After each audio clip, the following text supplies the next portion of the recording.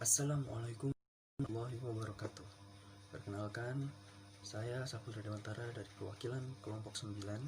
Saya akan menyampaikan materi struktur dan perkembangan organ saraf pada hewan dalam materi yang pertama, yaitu pengertian sistem saraf. Sistem saraf pada hewan berbeda-beda, baik struktur maupun bentuknya. Hewan yang bertulang belakang, sistem sarafnya adalah saraf pusat dan saraf tepi. Sementara hewan yang tak bertulang belakang, mereka memiliki sistem saraf yang berbentuk seperti tangga tali. Walaupun berbeda struktur dan bentuknya, sistem saraf tulang belakang dan sistem saraf yang tak bertulang belakang memiliki kesamaan fungsi. Adapun fungsinya adalah sistem saraf ini mengatur dan mengendalikan kerja alat-alat tubuh, mengetahui perubahan yang terjadi pada lingkungannya, serta mengatur dan mengendalikan tanggapan terhadap rangsangan yang datang dari lingkungannya. Sistem saraf adalah sistem organ pada hewan yang terdiri atas serabut saraf yang tersusun atas sel-sel saraf yang saling terhubung dan esensial untuk persepsi sensoris indrawi, aktivitas motorik volunteer dan involunteer, organ atau jaringan tubuh, dan homeostasis, berbagai proses fisiologis tubuh. Sistem saraf merupakan jaringan paling rumit dan paling penting karena terdiri dari jutaan sel saraf yang saling terhubung dengan vital untuk perkembangan bahasa, pikiran, dan ingatan. Satuan kerja utama dalam sistem saraf adalah neuron yang diikat oleh sel-sel glia. Materi kedua yaitu penyusun sel saraf. Sistem saraf tersusun atas sel-sel saraf yang disebut neuron. Neuron merupakan unit struktural dan fungsional dari sistem saraf. Neuron memiliki kemampuan merespon rangsangan yang cukup kuat. Neuron tidak bisa mengalami pembelahan sehingga tidak dapat diganti jika sudah rusak. Neuron bersatu membentuk jaringan untuk mengantarkan suatu impuls atau rangsangan. Pertama ada dendrit yang merupakan serabut sel saraf pendek dan bercabang-cabang. Dendrit merupakan perluasan dari badan sel. Dendrit memiliki fungsi untuk menerima dan mengantarkan rangsangan ke badan sel. Kedua ada badan sel yang merupakan bagian yang paling besar dari sel saraf. Badan sel berfungsi untuk menerima rangsangan dari dendrit dan meneruskannya ke akson. Badan sel saraf mengandung inti sel dan juga sitoplasma. Ketiga, ada nukleus yang merupakan inti sel saraf dan memiliki fungsi sebagai pengatur kegiatan sel saraf atau neuron. Keempat, ada neurit atau akson yang merupakan tonjolan sitoplasma yang panjang, memiliki fungsi untuk menjalarkan impuls sehingga badan sel saraf ke neuron atau jaringan lainnya. Jumlah akson ini biasanya hanya satu pada setiap neuron. Kelima, ada selubung mielin yang merupakan sebuah selaput yang banyak mengandung lemak yang berfungsi untuk melindungi akson dari kerusakan. Selubung mielin bersegmen-segmen. Lakukannya yang ada di antara dua segmen tersebut biasa disebut nodus Ranvier. Sel Schwann adalah jaringan yang membantu menyediakan makanan untuk neurit atau akson dan membantu regenerasi neurit. Ketujuh, nodus Ranvier yang berada pada lekukan antara dua segmen selubung mielin itu berfungsi untuk mempercepat transmisi impuls saraf. Nodus Ranvier ini memungkinkan saraf meloncat dari satu nodus ke nodus lain, sehingga impuls lebih cepat sampai pada tujuan. Sinapsis. Yang kedelapan ada sinapsis yang merupakan pertemuan antar ujung neurit di sel saraf satu dan ujung dendrit di sel saraf lain. Pada setiap sinapsis terdapat celah sinapsis. Pada bagian ujung akson terdapat kantong yang disebut bulbus akson. Kantong tersebut berisi zat kimia yang disebut neurotransmitter. Neurotransmitter dapat berupa asetilkolin dan kolinesterase yang berfungsi untuk penyampaian impuls pada impuls saraf pada sinapsis. Selanjutnya ada fungsi sistem saraf. Sistem saraf memiliki fungsi yang diantaranya sebagai penerima berbagai sensasi dari dalam maupun luar, lalu bereaksi pada sensasi tersebut, menghadapinya secara otomatis atau merasakan maupun memikirkannya. lalu menyimpan memori dan melepaskan bila dibutuhkan, mengekspresikan emosi, mengirimkan pesan untuk bagian sistem saraf lain, untuk otot, kelenjar endokrin, dan organ-organ lain, lalu mengontrol tubuh dengan mempertahankan kesehatan, menghindari dan menghadapi bahaya, maupun mengingatkan aktivitas yang menyenangkan. Jenis sel saraf pada hewan. Sistem saraf pada hewan terbagi dua, yakni sistem hewan yang tak bertulang belakang dan sistem saraf hewan bertulang belakang. Struktur dan bentuknya masing-masing, tetapi sistem saraf hewan tak bertulang belakang atau avertebrata dan sistem hewan bertulang belakang atau vertebrata memiliki kesamaan fungsi, di mana sistem saraf berfungsi untuk mengatur, mengendalikan kerja alat-alat tubuh, mengetahui perubahan yang terjadi pada lingkungan, serta mengatur dan mengendalikan tanggapan terhadap rangsangan yang datang dari lingkungan. Sistem saraf hewan bertulang belakang pada vertebrata seperti hewan mamalia, burung, amfibi, ikan, dan reptil, sedangkan pada hewan tak bertulang belakang atau avertebrata adalah cacing, serangga, ubur-ubur, dan hydra.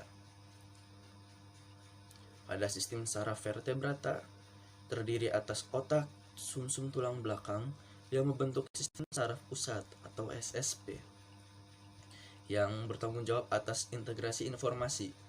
Jaringan kerja saraf yang membentuk sistem saraf tepi atau SST, membawa informasi dari reseptor sensoris atau input sensoris sampai ke sistem saraf pusat, dan perintah motoris dari sistem saraf pusat atau output motoris ke berbagai organ atau kelenjar target yang secara kolektif disebut efektor. Sistem ini pada vertebrata terbagi dua bagian. Yang pertama, sistem saraf pusat yang terdiri atas otak dan sumsum tulang belakang, dan yang kedua, sistem saraf tepi yang terdiri atas sistem saraf aferen, dan sistem saraf aferen ini terbagi menjadi sistem saraf somatik dan sistem saraf otonom. Sedangkan sistem saraf otonom terdiri atas sistem saraf simpatetik dan sistem saraf parasimpatetik. Sistem saraf pusat merupakan pusat koordinasi yang mengkoordinasi semua informasi saraf yang keluar dan masuk. Sistem saraf tepi merupakan sistem saraf yang terdiri atas serabut-serabut yang keluar dari sistem saraf pusat. Sistem saraf mamalia. Sistem saraf pada mamalia secara general memiliki tingkat perkembangan yang lebih tinggi dari kelas lain. Cerebrum berukuran lebih besar jika dibandingkan keseluruhan bagian otak.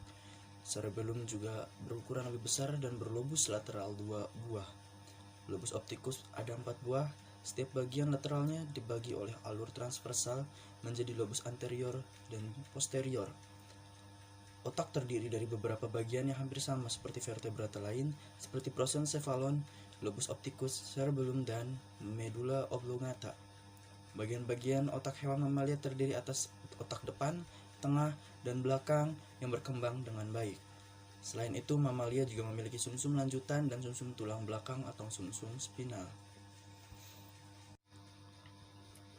Sistem pada saraf burung atau aves terdiri atas sistem saraf pusat dan saraf tepi. Sistem saraf tepi terdiri atas serabut-serabut yang berasal dari otak dan serabut-serabut saraf yang berasal dari sela-sela ruas tulang belakang. Otak burung terdiri atas otak depan, otak tengah, otak belakang, dan sumsum lanjutan. Otak besar sebagai bagian utama dan otak depan terbagi menjadi belahan kanan dan kiri. Permukaannya tidak berlipat-lipat sehingga tidak menampung lebih banyak sel saraf seperti pada otak besar pada manusia. Otak tengah burung sebagai pusat saraf penglihat berkembang baik dan membentuk gelambung sehingga indera penglihat burung berkembang dengan baik. Di permukaan otak kecil terdapat lipatan-lipatan yang mampu menampung sel-sel saraf lebih banyak. Sel saraf yang makin banyak pada otak menunjukkan pusat keseimbangan burung ketika terbang dengan baik.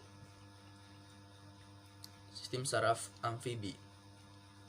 Sistem saraf pada amfibi dibedakan menjadi sistem saraf pusat dan sistem saraf tepi. Pada saraf pusat, otak atau encephalon dan sumsum tulang belakang, medulla spinalis. Pada amfibi, otak dan susun tulang belakang dilindungi oleh tengkorak dan ruas tulang belakang, juga dibungkus oleh dua lapisan selaput, yaitu durameter yang berbatasan dengan tulang dan pipi yang berbatasan dengan jaringan saraf. Di antara dua lapisan tersebut terdapat spatium subdural dan terdapat cairan cerebrum spinalis. Bila membran ini terkena infeksi, maka akan terjadi radang yang disebut meningitis. Sistem saraf amfibi terdiri dari otak. Pada amfibi, otak tengah sebagai pusat penglihatan berkembang lebih baik, sehingga amfibi memiliki penglihatan yang baik. Walaupun otak dan sistem tulang belakang mempunyai materi sama terapi susunannya. Pada otak, materi kelabu terletak di bagian luar atau kulitnya atau korteks, dan bagian putih terletak di tengah. Pada sumsum tulang belakang, bagian tengah berupa materi kelabu berbentuk kupu-kupu, sedangkan bagian korteks berupa materi putih. Sistem saraf Pisces atau ikan terdiri atas sistem saraf pusat dan saraf tepi. Sistem saraf pusat terdiri atas otak dan sumsum tulang belakang. Otak ikan terdiri atas otak depan, tengah, dan otak kecil, serta sumsum lanjutan.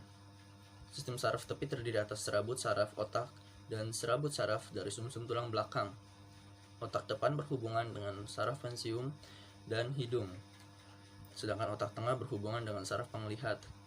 Ikan menerima rangsang dari lingkungannya melalui organ perasa. Rangsangan tersebut selanjutnya diteruskan dalam bentuk impuls ke otak. Respon yang diberikan oleh otak dimanifestasikan dalam bentuk tingkah laku. Sel-sel saraf mulai berkembang sejak permulaan embrio dan berasal dari lapisan germinal terluar atau ectoderm. Selanjutnya, pembahasan akan dilanjutkan oleh Aulia Sofia Rahma. Saya Aulia Sofia Rahma dengan NIM 19081061176. Di sini saya akan melanjutkan pemateri sebelumnya rekan saya Saputra Dewantara. Selanjutnya yaitu sistem saraf pada reptil.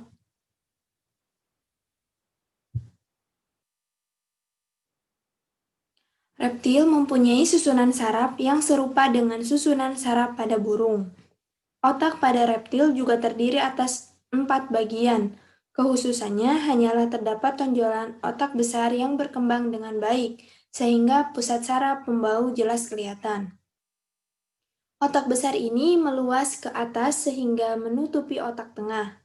Bagian-bagian otak lainnya kurang berkembang bila dibandingkan dengan otak pada burung. Pada bagian dorsal, otak menunjukkan bagian dorsal.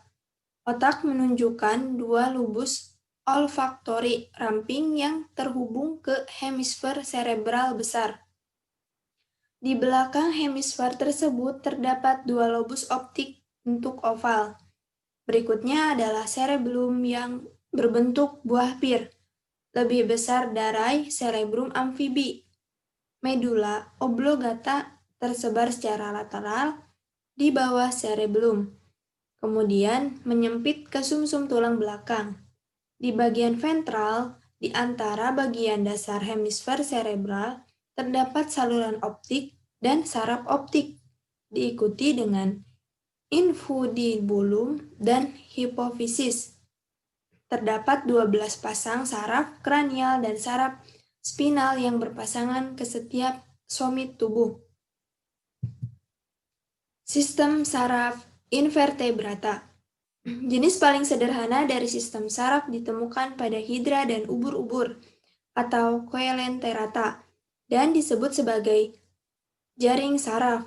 Jaring saraf tidak memiliki daerah pusat atau perifer yang berbeda dan tidak memiliki apapun yang menyerupai otak.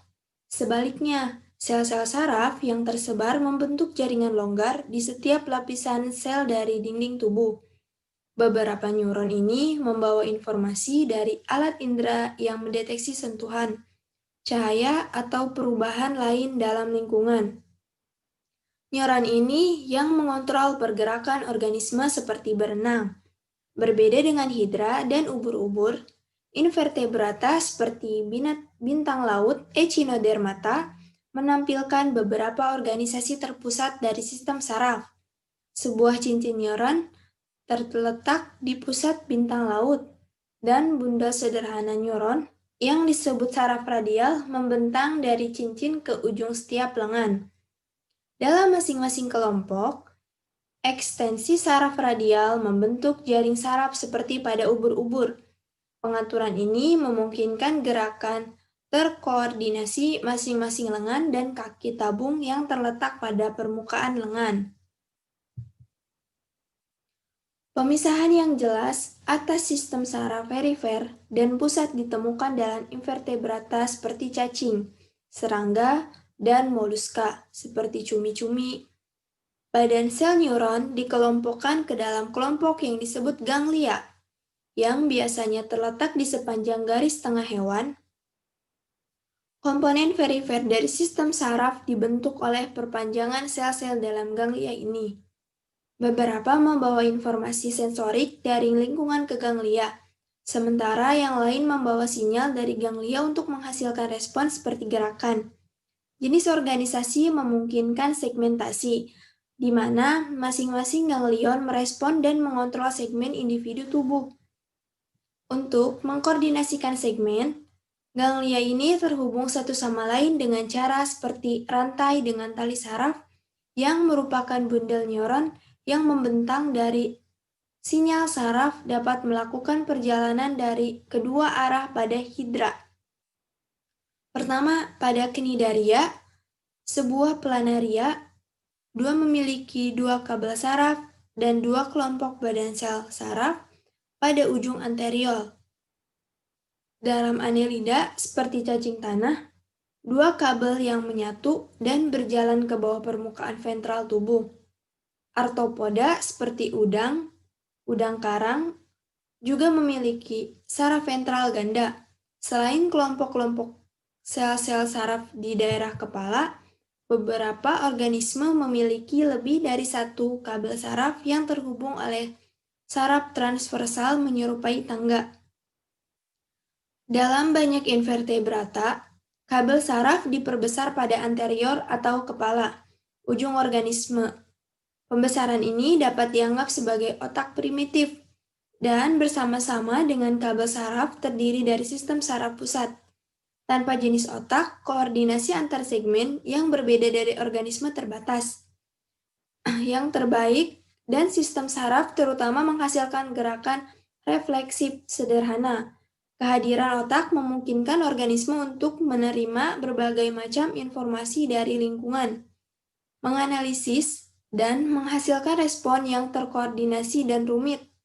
Misalnya, otak besar cumi-cumi memungkinkan untuk memproses informasi visual dan cepat menghasilkan tanggapan yang terkoordinasi untuk menangkap mangsa. Bahkan, invertebrata sistem saraf ini begitu khusus. Itu mirip beberapa sistem vertebrata saraf. Pertama, yaitu sistem saraf cacing. Hewan cacing atau vermes memiliki sistem saraf berbentuk seperti tangga tali yang memanjang dan arah kepala ke arah belakang atau ekor. Pada sistem saraf, tangga tali terdapat berkas saraf yang membentuk simpul-simpul saraf di bagian-bagian tertentu yang disebut ganglion atau ganglia jamaknya. Cacing pipi, misalnya planaria, memiliki susunan saraf berupa dua buah ganglia di daerah kepala. Selanjutnya, di setiap ganglion terdapat seberkas saraf memanjang atau longitudinal ke bagian ekor. Tiap-tiap berkas saraf bercabang-cabang, lagi membentuk cabang-cabang yang lebih kecil sehingga dapat menjangkau seluruh bagian tubuh. Cacing tanah memiliki sistem saraf yang terdiri atas ganglion kepala, ganglion bawah kerongkongan, dan ganglion ruas badan. Ganglion kepala merupakan kumpulan badan sel saraf terletak di ujung depan tubuh pada ruas ketiga. Ganglion kerongkongan dan ganglion ruas badan terletak di bawah saluran pencernaan. Di antara ganglion kepala dan ganglion bawah tenggorokan, terdapat 2 buah saraf penghubung. Di antara ganglion bawah kerongkongan ada ganglion ruas badan, terdapat 1 buah saraf penghubung. Selanjutnya, sistem saraf serangga. Salah satu contoh serangga adalah belalang. Hewan tersebut memiliki sistem saraf yang tangga tali yang mirip dengan sistem saraf cacing tanah. Sistem saraf pada belalang terdiri atas ganglion kepala, ganglion bawah kerongkongan, dan ganglion ruas badan. Sistem saraf hewan vertebrata dan vertebrata, ganglion kepala merupakan 2 buah ganglion terbesar yang terletak di bagian kepala sebelah atas. Di dalam ganglion kepala ini terdapat saraf penglihatan dan mata dan saraf peraba dan antena.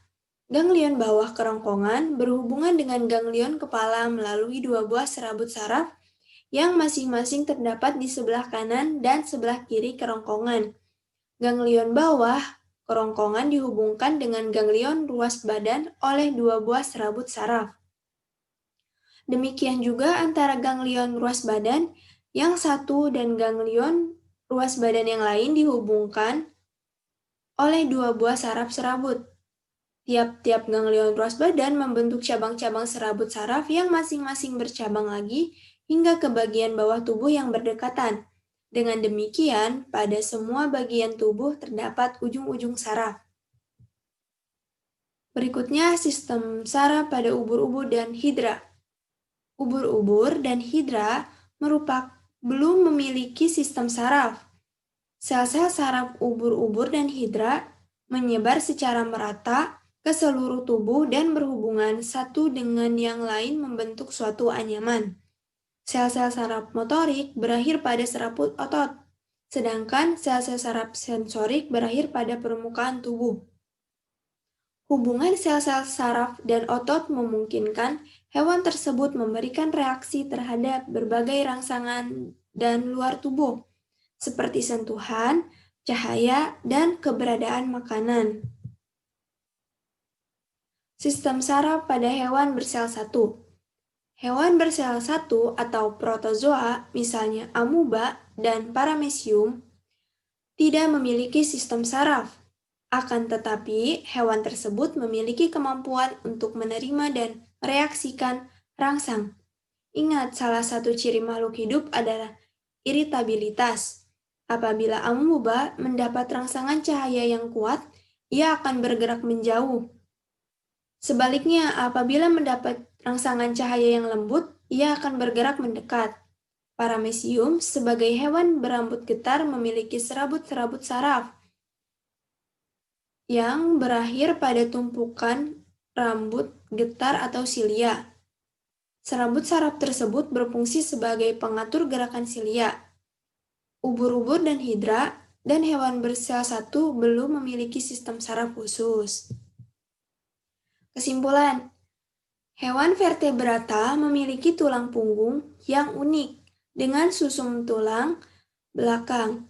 Tulang punggung adalah kolom vertebrata yang merupakan bagian dari kerangka internal mereka. Kerangka bisa berupa tulang atau rawan di antara anggota kordata.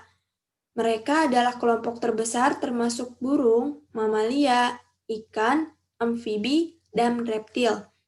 Sumsum tulang belakang mereka berjalan di sepanjang tubuh antara daerah tengkorak dan ekor dengan tabung kosong dari jaringan saraf yang disebut sumsum tulang belakang.